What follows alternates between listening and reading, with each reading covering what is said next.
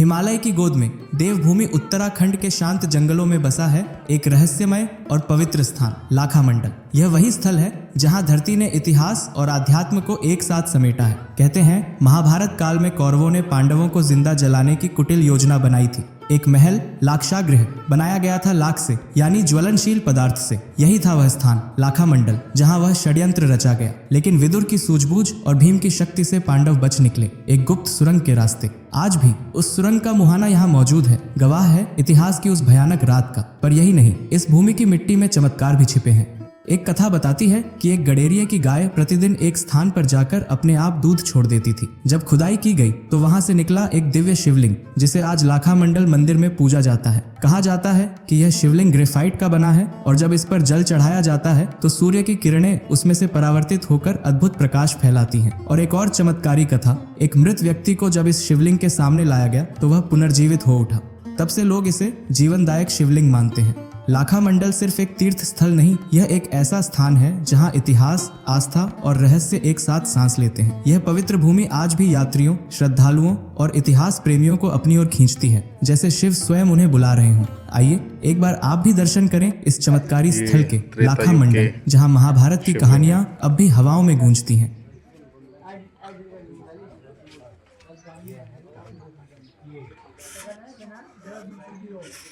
अब एक बार बताओ, गाय ऊपर तो चढ़ी हुई है। हाँ सही बात है। हाँ तो इसका ये यमुना पार से यहाँ पर एक गाय माता आती है ना, और वो कोई साधारण गाय नहीं थी। जैसे वो आती थी तो सबसे पहले अंदर का जो शिवलिंग है ना, उसमें दूध की बात चढ़ाकर फिर वो परिक्रमा करती थी। और जैसे ही वो परिक्रमा करती थी वैसे इसके निशान, ठीक है जी, उसको परिक्रमा करते हुए 1 साल 2 साल 3 साल कई हजार वर्ष लगते, लेकिन उसने परिक्रमा करना छोड़ा नहीं। और जब तक पूरे मंदिर में गाय के पैरों के निशान ना बने तब तक उसको छोड़ा। इसी कारण इस मंदिर में गाय के पैरों के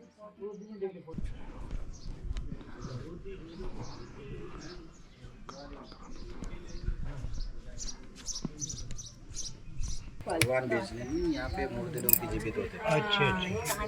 इनको देखो देवर दानव भी बोलते हैं, जय विजय भी बोलते हैं, द्वारपाल भी बोलते हैं, वीर और भद्र भी बोलते हैं, भीम और अर्जुन भी बोलते हैं। अलग अलग युगों में अलग अलग नाम से बोले गए। लेकिन इस कलयुग में इनका जो नाम है वो है देवर दानव। अब इनकी पहचान क्या है देवर दानव की? तो ये है कि इसके माथे को देखो आप, इसके माथे पर एक सर्कुलेशन है, एक निशान है ना खोपड़ी का, तो ये दानव है। उसके सर पे नहीं है सर। अच्छा, देव और दानव वो बिल्कुल साधारण होगा। वो दानव, वो देव है, ये दानव है, ठीक है जी। यहाँ पे कहा जाता था कि कोई भी इंसान अगर मृत्यु को प्राप्त होता था ना, उसकी डेड बॉडी यहीं पे लाते थे, यहाँ पे। अच्छा। फिर अंदर जो पुजारी होता था ना, वो जल लाता था और जल से अभिमंत्रित द्वारा उसके ऊपर छिड़क देता था। फिर वो कुछ पलों के लिए जीवित होता था यहाँ, ठीक है जी। और जैसे ही वो जीवित होता था फिर एक और परंपरा थी, ऐसे थी तो मतलब कोई भी इंसान अगर किसी के घर से कोई मरता था ना, तो उसके परिजन उसे दूध और भात खिलाते थे। अच्छा। अब एक बार बताओ, किसी के घर से कोई आदमी मर रहा है और वो कुछ पलों के लिए जीवित हो रहा है, तो बहुत बड़ी बात है, बहुत बढ़िया है ना जी। तो जैसे ही वो दूध और भात खिलाता था तो वो अपने मन की वो अपनी आखिरी इच्छा बोलकर मोक्ष को प्राप्त होता था। फिर आपको ये गोल पत्थर दिख रहा है ना, बाकी पत्थरों के मोमेंट अलग अलग है। इसका गोल क्यों है? गोल इसलिए है, जब आप नीचे वाली सड़क से आए होंगे ना, तो रास्ते में एक केव मिली होगी, है ना, वो यहाँ से ही जुड़ी हुई है। अच्छा, यहाँ तक आती है। अच्छा, वो यहाँ पांडव लोग जब गए थे ना नागसागर जलने के बाद, तो यहाँ से वो गए थे और उस गुफा में जाके निकले थे। और पता है इस गांव के 3 नाम हैं और तीनों नामों के अलग अलग मतलब है। सबसे पहले तो लाखा मंडल है।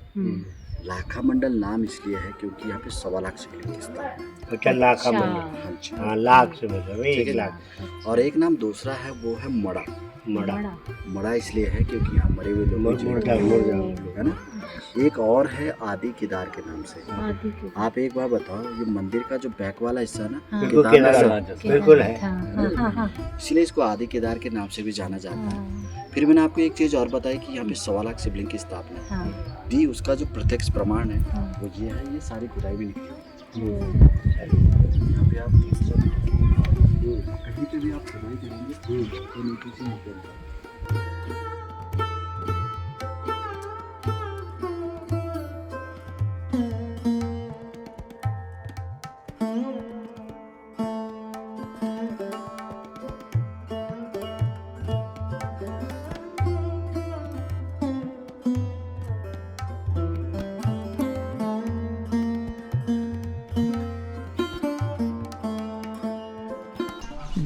सिद्धेश्वर हैं जो शिवलिंग रूप में यहाँ विराजमान हैं और उनके 4 भाई हैं। इस तरीके से जय हो। धर्मराज जी योद्धा थे। हाँ योद्धा को शिवलिंग के रूप में देखना बहुत बड़ी बात है। ठीक है, तो ये शिवलिंग के रूप में क्यों है, तो उसका ये रहस्य है कि जब कौरव पर पांडव में युद्ध हुआ था ना, तो आपको एक बात पता होगी, उन कारणों के बहुत सारे कारण थे युद्ध के। ठीक है, सबसे पहले वो देखो पांचाली के साथ, द्रौपदी के साथ जो भी उन्होंने करा, अत्याचार करा है ना, लालच इतना भरा हुआ था। ठीक है, अधर्म इतना भरा हुआ था बहुत ज़्यादा, लेकिन पांडवों ने उनकी हर बात मानी, हर चीज़ के लिए झुके थे, हर बात को एक्सेप्ट भी करा था, लेकिन उन्होंने नहीं माना।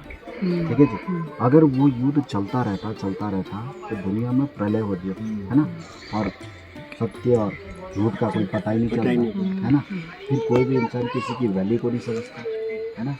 लेकिन इस युद्ध को रोकने के लिए हम जाते को इस रूप में फिर आपको इस शिवलिंग के चारों तरफ 4 स्तंभ दिख रहे हैं, ये वाले, ये इनके भाई पांडव हैं। 4 भाई। और भी आपको एक चीज़ ज्ञात होगी, शिवरात्रि हर जगह होती है, यहाँ पे भी होती है, बट भी यहाँ पे शिवरात्रि में एक अलग स्पेशलिटी है कि ये है कि कोई भी इंसान अगर मृत्यु को प्राप्त होता था ना, और अगर कोई संतान चाहता है, किसी की संतान नहीं होती है, तो संतान प्राप्ति के लिए शिवरात्रि के दिन यहाँ पर वर मांगते हैं अभी भी। ठीक है, इस बार भी 27 फीमेल्स आ रखी थी वर मांगने, क्योंकि देखो क्या होता है, कोई इंसान जिनकी संतान नहीं होती वो बहुत परेशान रहता है, मतलब उसका जीवन ही अधूरा है। ठीक है, संतान के लिए लोग न जाने कहाँ कहाँ जाते हैं, क्या क्या करते हैं, तो उनके लिए एक बहुत ही बेस्ट उपाय है कि अगर शिवरात्रि के दिन यहाँ पर आ सकते हैं तो उस दिन वो पुत्र प्राप्ति के लिए वर मांग सकते हैं। ठीक है, वर कैसे मांगा जाता है, अंदर एक जोत जल रही है, देखा होगा, है ना, वो अखंड जोत, और एक वहाँ पर वो शिवलिंग है, वो सबसे ऊपर है, इसे 12 घंटे तक देखना होता है और पंचाक्षर मंत्र का जाप करना होता है। ठीक है, पंचाक्षर मंत्र शास्त्रों में ओम नमः शिवाय को कहा जाता है, ये भी उन्हें 12 घंटे तक करना है। ठीक है, और जब 12 घंटे कंप्लीट हो जाते हैं उसके बाद 1 साल के अंदर उनकी मनोकामना। सो हम लोग यहाँ स्पेशली लाक्षागृह के लिए आते हैं। इस जगह को लखमंडल इसलिए बोला जाता है क्योंकि यहाँ पे खुदाई के वक्त लगभग 1.25 लाख शिवलिंग में निकले हैं, जिसके अवशेष अभी भी निकल रहे हैं। अगर आप खुदाई करेंगे तो ये अवशेष आपको नज़र आएंगे।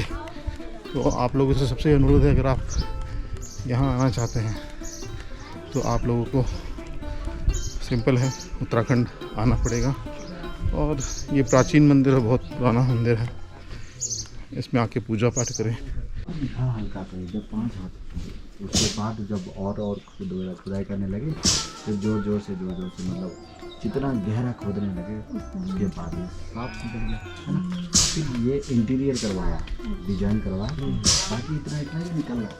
अच्छा, ये ये ज़मीन से ही निकला, जमीन से। मतलब इतना दबा हुआ था। कितने साल पहले निकला था? 1972। 1972। मतलब यहाँ तक ये था, इसलिए भी पता।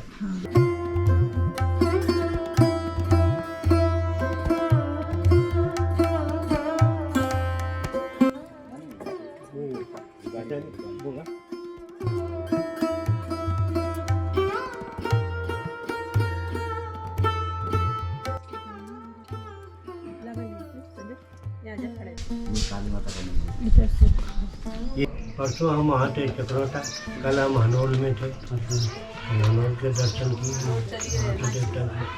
चल ही रहे, हाँ, कंटिन्यू चल ही रहे। पूरा उत्तराखंड के पूरा आपके जो पहाड़ है, चाहे वो कश्मीर का है, चाहे असम का है, तो जितने भी देवता जो आ रहे थे, जो सब सब भोलेनाथ है। भी है ना, सारे ज्योतिर्लिंग तो वहाँ पर भी है महाराष्ट्र में। 3 ज्योतिर्लिंग है, त्रिवेंकेश्वर, भीमा शंकर हो गए और गणेश्वर, औरंगाबाद। पैसा भी देते थे। तुमने पूरा बना लिया? यस सर, आगे हाँ, पीछे सब पीछे से भी बना लिया, इसका केदारनाथ जैसा सब एवरीथिंग बना लिया। अब वो गुफा दिखानी है बस मेरे को, वो गुफा दिखनी चाहिए।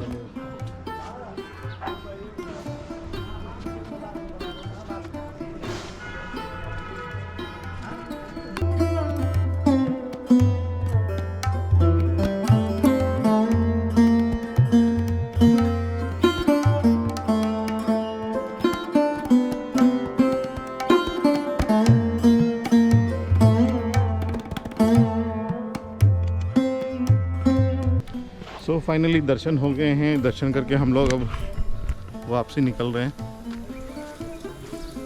बहुत अच्छा रहा ये टूर भी हमारा, और इसमें हमने काफ़ी चीज़ें एक्सप्लोर करी। ज़्यादातर भोलेनाथ से रिलेटेड सारी चीज़ें हमने एक्सप्लोर करी। और मेरा सिर्फ आप लोगों से एक अनुरोध है, जो भी भक्ति भाव में रहता है उस व्यक्ति को इस जगह पे ज़रूर आना चाहिए।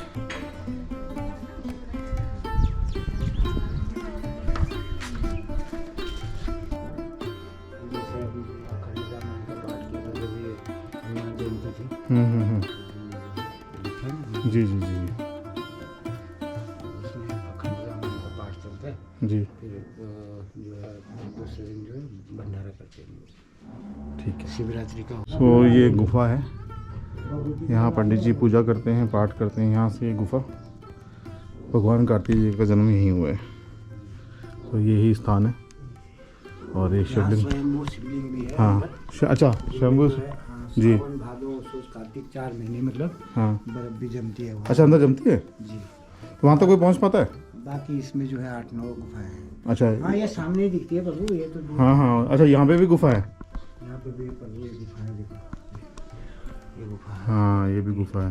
ये गुफा है, इधर को गुफा है। अच्छा अच्छा, हाँ इधर को जा रही है, हाँ।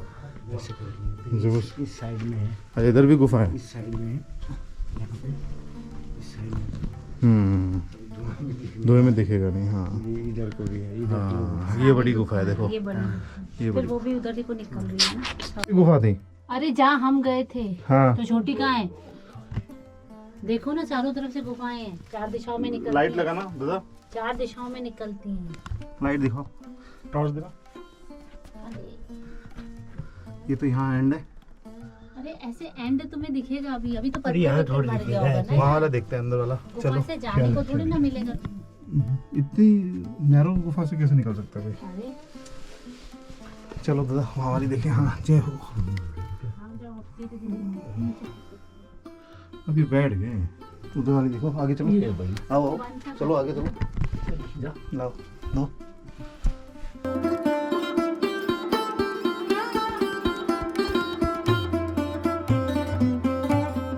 वो आगे से उसको कवर कर रहा है। ये है, गुफाएं बनी हुई हैं। गाइस हम लोग देहरादून फाइनली पहुंच चुके हैं। जैसे ही हमने देहरादून में एंटर किया, अपना सफ़र पूरा किया, और भगवान ने हमें भी जोरदार बारिश और हवाएं चला दी, जिससे हमारी गाड़ी बिल्कुल क्लीन हो गई है, बाहर से अंदर से गर्म होगी।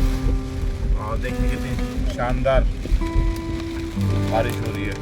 तो हम अभी घर के रास्ते में हैं, थोड़ी देर में घर पहुंच जाएंगे और हम अपना ये ब्लॉग यहीं एंड करेंगे।